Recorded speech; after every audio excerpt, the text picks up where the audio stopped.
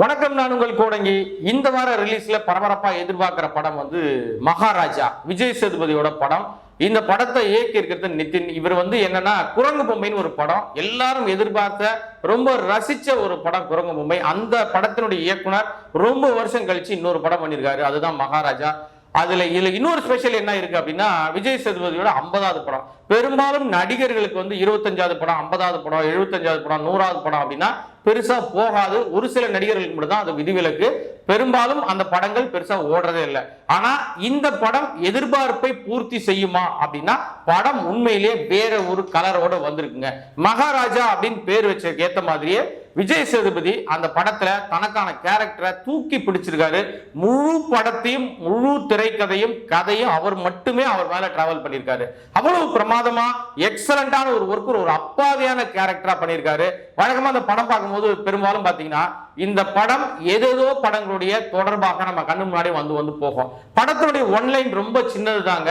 மகள் மீது பாசம் வைத்திருக்கிற அப்பா ஒரு சந்தர்ப்பத்துல தன் வீட்டுல இருந்து ஒரு பொருள் காணா போயிடுது. அந்த பொருளை தேடி காவல் நிலையம் போறாரு. காவல் நிலையத்துக்கு தேடி போன பிறகு அந்த பொருள் அவருக்கு கையில கிடைச்சதா கிடைக்கலையா, இதுக்கு இடையில என்னென்ன சந்தர்ப்பங்கள் நடக்குது, என்னென்ன பிரச்சனைகள் போகுது, இது எப்படியெல்லாம் விஜய் சேதுபதி எதிர்கொள்றாரு. சாமானியனா ஒருத்தர், சாதாரணமான ஒரு கேரக்டர் போலீஸ்ல ஒரு பொருள் காணா போயிடுச்சுன்னு கம்ப்ளைண்ட் கொடுக்க போனா அவனுக்கு உரிய மரியாதைகள் வழங்கப்படுமா, அவன் சொல்ற பொருளை திருப்பி கண்டுபிடிச்சு காவல்துறை அவன்கிட்ட ஒப்படைச்சிருமா அப்படின்னு பல ஆயிரம் கேள்விகள் நம்ம முன்னாடி இருக்கும்ல. இந்த எல்லா கேள்விகளுக்கும் இப்படித்தான் நடக்கும் அப்படின்ற மாதிரி வேறொரு கோணத்தை காட்டியிருக்காரு இயக்குனர் நிதின். இந்த இயக்குனருடைய பார்வை இருக்குல்ல, அந்த திரைக்கதையில அவ்வளவு பிரமாதமான ட்விஸ்ட் அண்ட் டர்ன் வச்சிருக்காருங்க.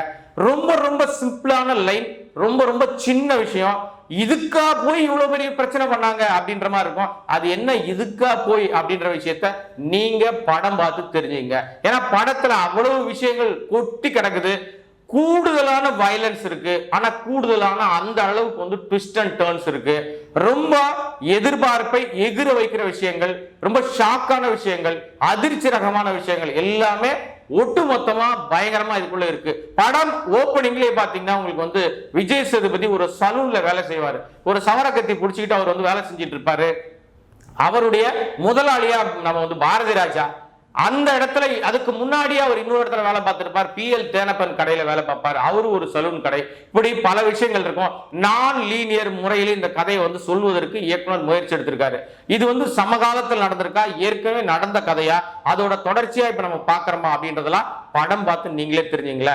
முழுக்க முழுக்க விஜய் சேதுபதியோட ஃபுல் மேனரிசம், அந்த மேனரிசத்துல ஒரு அப்பாவித்தனம், ஒரு பயங்கரமான ஒரு பயம், ஒரு மிரட்சி, ஒரு பதபதிப்பு, இது எல்லாம் இருக்கிற அதே நேரத்துல ஆக்ரோஷம், ஆவேசம், பயங்கர வெறி, கோபம், சண்டையில இருக்கிற மிக மிக வயலன்ஸான விஷயங்கள், கத்தி எடுத்து அடிச்சு வெட்டினார்னா வேற ரத்தம் தெரிக்கிற காட்சிகள், அது ஒரு இடத்துல ஒரு விஷயத்தை பிடிச்சார்னா உடும்பு பிடின்னு சொல்லுவாங்கல்ல, அந்த மாதிரி பிடி, அது எல்லாமே நகைச்சுவையோடு கலந்து கட்டி அடிச்சிருக்காங்க.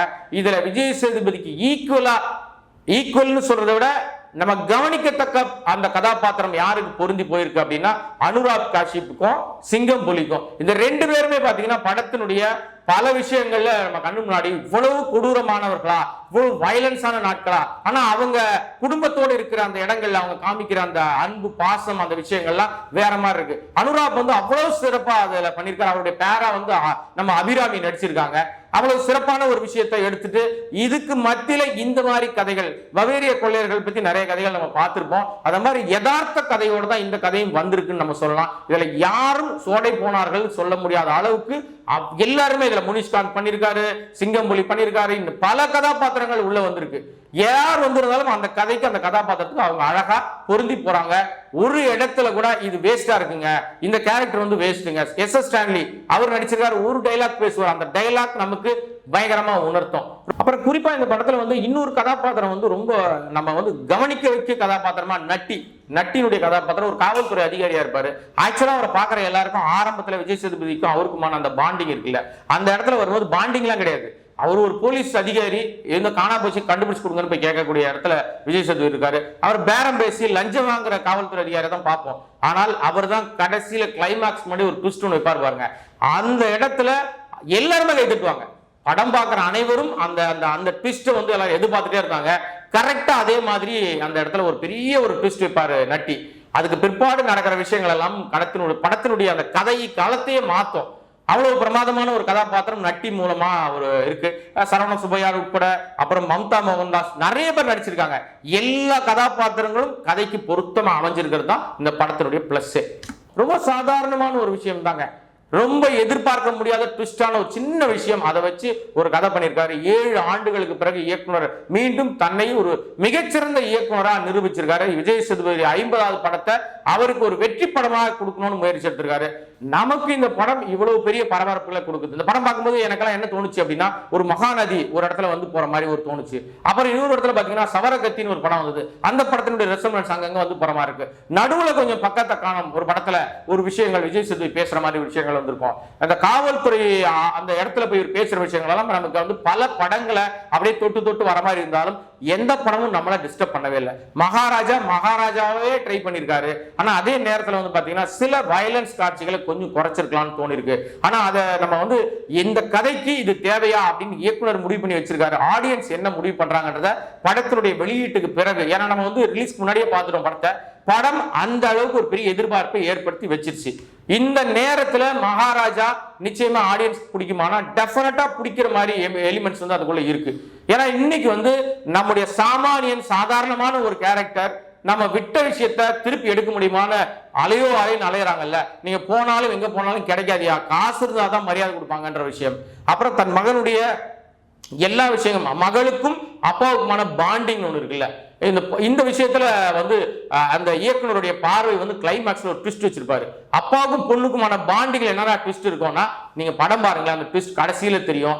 யார் என்ன செய்தாலும் அந்த கர்மா அவர்களை திரும்ப விடாது அப்படின்றதுக்கான ஒரு விஷயத்தையும் அதுக்குள்ள வச்சிருப்பாங்க.